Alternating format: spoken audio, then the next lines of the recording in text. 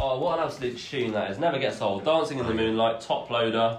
You know what that reminds me of? Four Lions. Have you seen that film? Oh, yeah. I haven't, sadly. I've heard really, really good things Oh on it. my Really? goodness. I know, such a everyone good loves film. When they're in the car. In the car, they're all singing it. They're all singing it. It's Yeah. a brilliant film. My dad loves that film. Four Lions. It is. Yeah. I think it's quite a dad love it. You know, it's Right. one of those films that dads will Chuck love. on a Sunday. Yeah. Fun. Yeah, I think it's great film. We're going to go back to all things Dear Emily. Just as the music was playing, we were having a little chat about themes, motifs, you know, intellectual conversation. Look at us, Jesus. Chat to me, themes and motifs throughout this play. What stands out? What are the sort of takeaway points?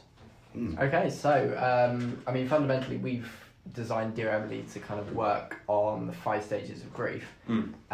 So if you kind of think about it being a performance about the relationship between 2 characters, when these 2 characters have, spoiler alert, broken up, it's the stages of grief after that, and it's surrounding Christopher kind of going through those stages in his kind of journey to pretty much process what's happened. Yeah, so Yeah. there's sort of like 5 kind of letters throughout the play. Nice. And they're all kind of done as monologues, quite directly to the audience, which is going to be interesting just because I've got friends of mine rocking up to the show, and it's not, you know, it's got a venue, so I'm going to have to kind of target them directly with. Oh, with so eye you're contact. breaking. You're breaking the fourth wall. When we did, and I'm saying some quite intense things about like Is it? love and anger, and and I'm kind of got to direct it to different people every time. Like, I hate you, to like my mum, you know what I mean? Like my granny is there, being like, why'd you leave me? And it's been fun to act just because some of the letters do get. Particularly the anger one is really interesting because he starts off and you think, okay, Christopher's being reasonable, and by the end he's spewing some pretty nasty stuff. Oh really? Yeah. Okay, so there's a little bit more of that unlikable. It's a bit of a dark side. I'm intrigued to see this play. I really am because Well, I want to leave this play thinking, actually, that Rory guy, he's a bit of a prick. That's what I want to leave the play with. Exactly. I actually improv all of it. I think about our relationship kind of. Yeah, exactly. It's just like, it all comes out. It's that pain, exactly. that grief. For the less sort of emotionally astute listeners like myself, what are the 5 stages of grief? I am not as up to date on there's 5 stages. I don't think they update them. Do they not? No. Do you not think it's not like a fresh one every year? As the fresh guys 5 stages. As the guys going through, it's like actually it's not stage. So we've got, what are we kicking off with? We're kicking off with. I should God! know this. Now you think. Now you trust Bargaining, me. acceptance, depression, Anger. What's the 5th one? Oh, that's a good question. Is it forgetfulness, do you think? It's actually depression, huh? No, depression. Anger, bargaining, denial. Denial. How ironic is that? Denial We is a river in deny denial. There we We are. were in denial about denial. That's crazy. Oh yeah, it was all part of the plan. It's fine. Exactly. It was a marketing hoax. Keep them guessing. Okay, the 5 stages of grief. That does actually ring a bell now that you've run through all of them. The 5 stages. One more time for the listeners. Denial, anger, bargaining, depression, acceptance. I think that's in the right order as well. Yeah. Wow. I was trying to think if they like spell out like, you know, if they have an acronym, if you try and arrange the first letters, but do they not? Not off the top of my head, but fair enough. I'm not as up to date on the 5 stages. On the 5 stages, as you should be, for the first way to play. It sounds like there's a lot of influences, a lot of different elements, like we've mentioned, a lot of working parts in the play. You must have gotten some heavy inspiration or some useful inspiration from I don't know, people, places, times. Tell me about that. Where did you get inspiration for this? Okay, this is going to sound really wanky. Okay. But I effectively had the idea for this play about a year ago. And it was one of those things that I was just scrolling aimlessly through Pinterest.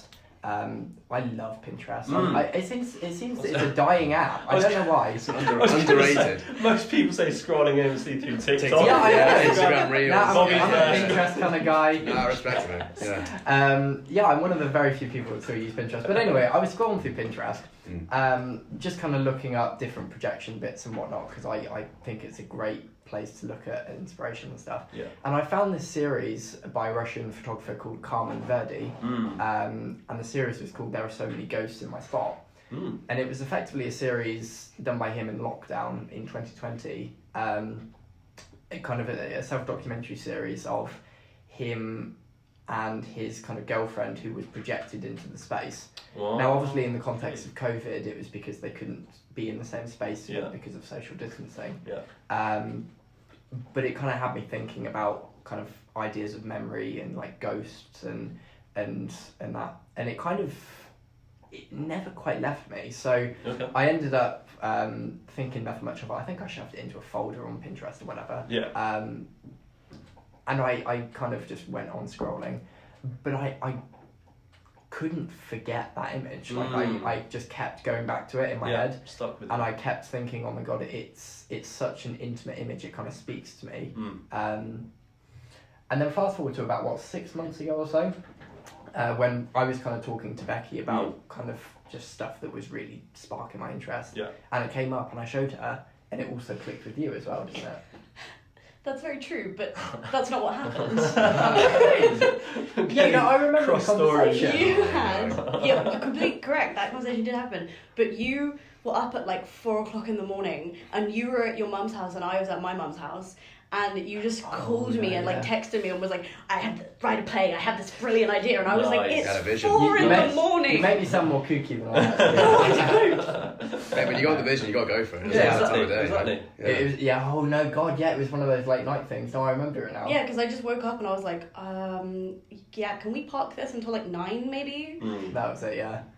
Well, I mean, 4 a.m. is I think that's a great time, because you're not going to forget that, are you? That's a very like eureka moment. Who was the guy that was, said eureka, jumped out of his bath and ran down the street? I'm pretty sure the first guy. Do you have any idea what I'm talking about? I actually do. I generally do, but I'm not well versed in science knowledge. He was a scientist. He was a scientist. He actually discovered something, but I can't remember. He was in the bath. Yeah. And he went eureka, and then ran out completely naked on the street. Yeah, rubber ducks. Maybe that's what he discovered. To be fair, if I'd invented rubber ducks, I'm pretty excited with myself. Shampoo.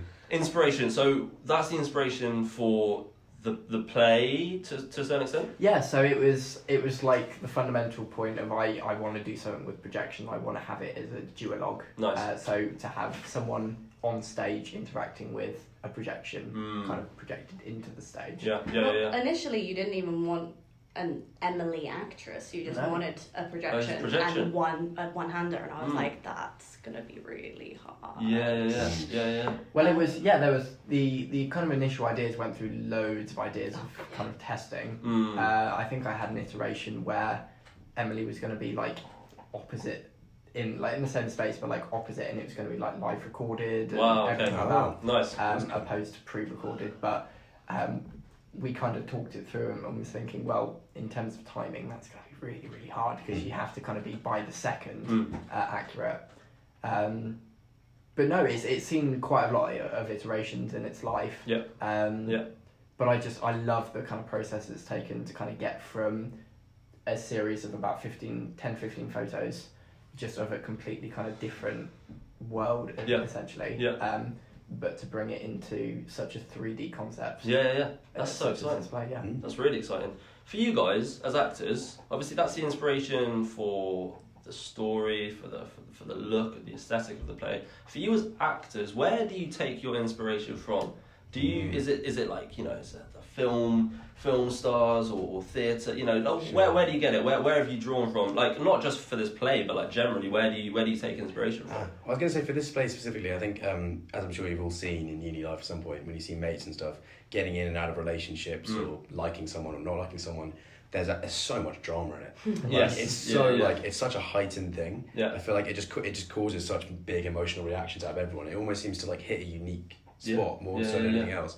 So I think just kind of witnessing all of that kind of makes me understand Christopher a bit more, and kind of the highs and lows that he goes through, and his big hopes with Emily, and then his kind of crushing feelings when it doesn't quite work out. I'm a bit more sympathetic, because sometimes you think, is he being a bit dramatic? Then actually, even you remember times where you yourself have done that, or that kind of thing, and then you understand it a bit more. Yeah. And I think with acting in general, I don't know, it's always a bit of a mystery why anyone wants to get up on stage. You know what I mean? It's I think it is a combination of like maybe you're like, you want attention and you're also a bit insecure. It's a weird thing of both, because you want to get up on stage and show off, but you need the validation of everyone to be like, to clap you and like laugh at you. So yeah, I find the audience enjoys that as well. Yeah, no, and it's also there's no high like having a really good moment on stage, whether that's like getting a laugh or even getting I was really proud actually of a thing I was in a show called The Flower Shop, and I was playing. Nice. I'm playing quite nasty characters this year. But he was a bit of a horrible dude in that. Yeah. And in the first night, I had a thing where I was like yelling at my character as my wife, really really mean, and then a woman in the front row was like audibly was like. She like tutted. Yeah. And I was like, that's almost as good as like That's a laugh. such a good reaction. Like, She really hated you after that. Was it your mum? Yeah, it's my aunt. No. So I think getting a visceral reaction from the audience is always the best feeling. Almost like whatever it is, really. Because you just like had an effect, I think. Are there any like specific figures, actors that you take inspiration from? That's a good one. Like off the top of your head? That's good. I get a bit obsessed with I get certain actors who for like a month I'll like go on their Wikipedia and try and find everything about them. Yeah. So I've had like my guy at the moment is. Do you ever watch Succession? Does anyone watch Succession, that show? I've heard of it, but I haven't watched it. No. There's a guy called Matthew McFadden who is like, he's a British guy. He's American in the show, and he's like unbelievably funny in that show. That's crazy. Yeah. He's so good. And Ben Whishaw, I always He's brilliant. He's really good. He's got. I can see that. That makes sense. Yeah, does it? The Ben Whishaw vibes. Yeah, he's quite Harry Potter-esque. Yeah, he is. It's a trend. Yeah, it really Very is. much so. Yeah. Jessie Buckley as well. She's sick. She's really cool recently. Nice. Just because I saw her on stage in a show, and like I was very lucky. I saw Cabaret, I think, and like her and Eddie Redmayne were in it. And Eddie Redmayne was great. Don't get me wrong, but Jessie Buckley, I didn't really know much about her going in. She stole the whole thing. Yeah. Like there was just the audio just like locked to her the whole time. Wow. She really had an amazing aura. That's brilliant. Well, there you go. Becky, what about you? What are you thinking? Mine would specifically be Olivia Colman. Nice. I love everything she does. She's amazing. Florence Pugh, definitely. Icon. Icon. And Gillian Anderson. Oh yeah. Oh, pretty good. As a holy trinity, that. Yeah. Some strong acting choices. I want to, seeing as we're on the topic of actors, favourite films? Are there any like, because people ask me this and I'm like, I don't know what to say, but have you guys got like a favourite film that just, or like a film you see recently that's just like, yes, this is sick. Can I potentially do a horrific shameless plug? Go on. Well, it's the one you're in, isn't it? No. It's I'm actually directing a thing. I'm part of the Tobacco Factory Directors Scheme, which is on the 20th of April, and I'm directing a shortened version of one of my favourite films, which is In Bruges. Ooh, I don't know if anyone here has seen it. Heard of it, never seen it. Okay, well I won't ramble on too much, but it's about these three hitmen, and basically it's a really dark comedy. And you don't quite know what's happened in the beginning, but you realise one of them, who's played by Colin Farrell in the film, accidentally shot a kid in the face.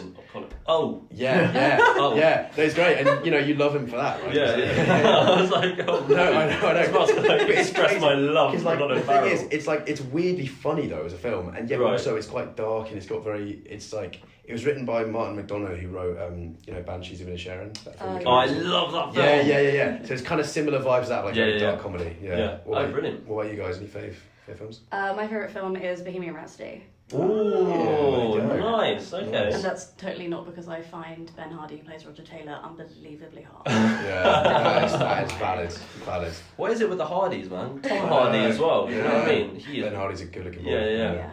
Yeah. Bobby? I suppose I've got to flip it on its head a little bit and say it's the 2012 Martin Scorsese film Hugo. Hugo. Yeah, I saw that. Yeah. Is that the one with Asa Butterfield? Yeah. I love Asa Butterfield. He's great, isn't he? He's amazing. Sex Education. Like him and Gillian Anderson. He's good. Just absolutely. You kind of give off Otis vibes as well, to be fair. Yeah. Wow. That's good. That's good. Yeah. I'll take that. Yeah. Compliment. He's a little bit shaky sometimes. But I have to say though, I don't want to chat shit about the lovely Asa Butterfield, but we watched a Christmas film in my house recently just because it's like a February thing. I've seen it. We started watching it with my family and we went, nope. No, not the one. And the thing is, I actually think What's it called again? Your Christmas or Mine. Yeah, and you know what it is? The girl in it, I actually thought was quite good. I think Asa Butterfield tanked it. I'm sorry, he was not. Yeah, what do you think? Really, but no, I mean, I haven't seen enough of the film to give a full comprehensive review because we sat down with the family. We were like, let's watch a film. Whip this on. Yeah. It's Christmas time. Let's do it. Asa Butterfield, love him. We turned it on. 3 minutes in, it was like, I just turned to my dad. I was like, this is crap. This is absolutely awful. So we went and watched something else instead. But yeah, it just looked like just a really cheesy commercial rubbish. And I think also all rom-coms have suffered because they've always got someone trying to be Hugh Grant, I think. Yeah. And they're trying to fill that Hugh Grant void. Yeah. Colin Firth maybe does it. He's like the one who comes close, but Ace's not got, he's a great actor, but not in that. No, so it's not got the suaveness of Colin Firth. Any fave films for you? I usually have favourite films depending on, like, every couple of months I have a favourite film. Yeah. I literally watched, like I was mentioning earlier, watched The Gentleman again recently. Oh yeah, nice. I just think it's so good, Yeah. and obviously Colin Farrell's in that brilliant Yeah. film. Banshees of Inisherin as well. So that really, Yeah. I'll tell you what the most deranged film I've ever seen. I think is Oh, yeah. recently The Lighthouse. Oh yeah. I've heard so much. I really want to crazy. see it. It is. I love packed. Pattinson. It is insane. Yeah. Like my flatmate and I, we thought, we're gonna sit down, we're gonna watch a nice chill movie. Well, I don't know why we chose The Lighthouse. Yeah, not a chill nice film. chill No, movie, no. like terrifying, Yeah. super deranged. Anyway, I don't know how we've gotten to No, The it's Lighthouse, good. No, it's but, good. It's a fun show. I think I'm going to play one more song. You opened the door to shameless plugging earlier, Did I? Wow. and so I'm going to walk through that door Do it, and play do a it. song about romance, about wistfulness, Ah. about reminiscing. Coincidentally, it's also by myself, but it's called Noted. It's my latest single. This is Benji, Darcy Jones, Noted. Good stuff.